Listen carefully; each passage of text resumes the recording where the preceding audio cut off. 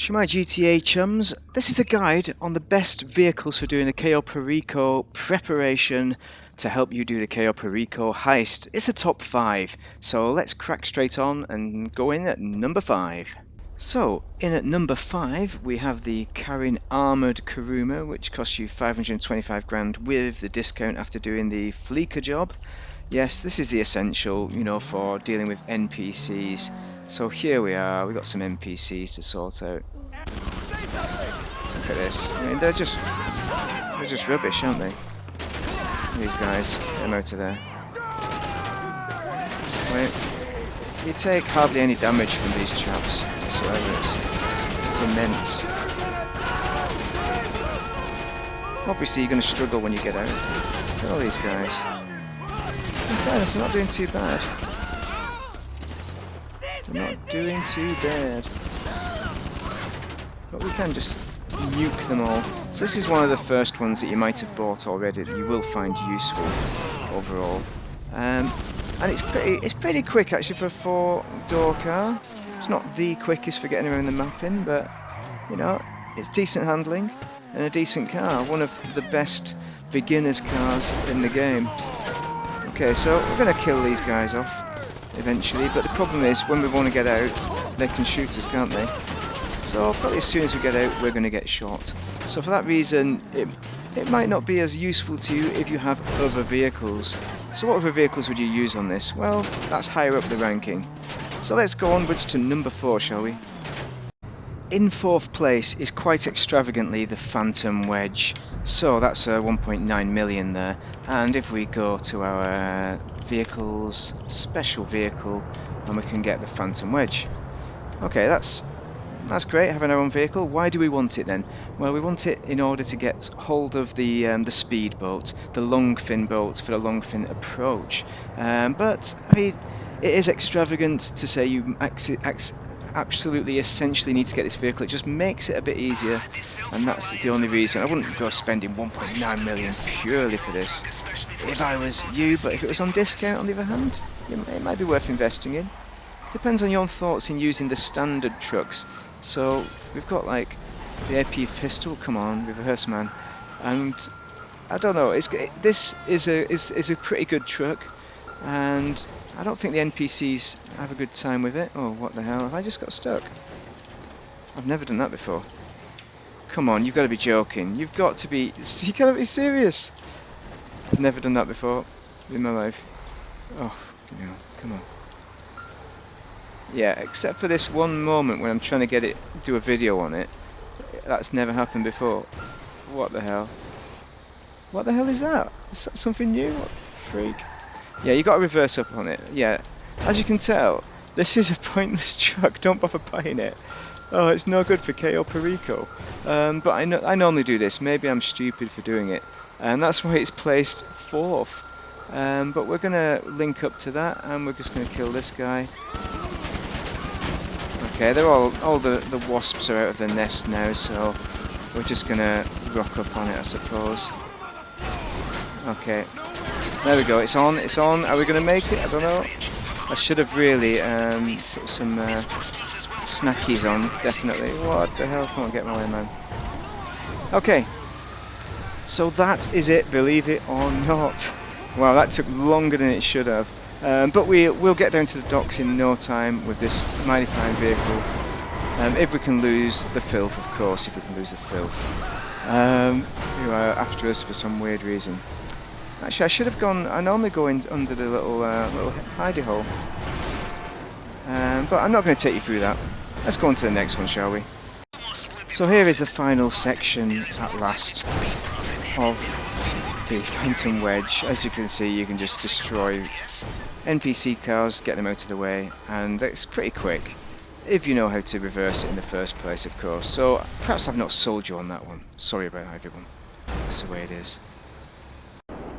Number 3 is my favourite, if not essential, because it's the Hydra, and it's for its explosive cannon and speed and ability to take out, in particular speed, to take out El Rubio's buzzards. This is an optional prep, you do not need to do it, but if you're going to do any of the optional preps, this is the most important one to do, because the buzzards will just hunt you down and kill you like a dog. So as you can see, I'm just nosing down and I'm just shooting where the buzzards are. I've got used to where they are because I've done it so many times. So if we pull up and then rotate and turn around and come back down on them and shoot with the explosive cannon, we will be able to blow them up quite easily. Yes, it does cost 3.9 million, so 4 million for a Hydra, so it is really expensive top of the tree. Not an essential, because these are optional preps, because if you do it 100% guaranteed, then you're not going to have problems from the Buzzard helicopters. But nevertheless, I just enjoy doing it. I'll do it even though I know I don't have to, just because I like blowing up these helicopters. It's fun, and let's face it, that's what this game is about, having fun. So you've got to do that. You've got to smash that out. Anyway, that is number 3, so onwards to the next, shall we? Actually, a few more buzzards to take out. There we go. Job done. Crack on, lads. So what happens when you're pinned down and your main squeeze has been blown up?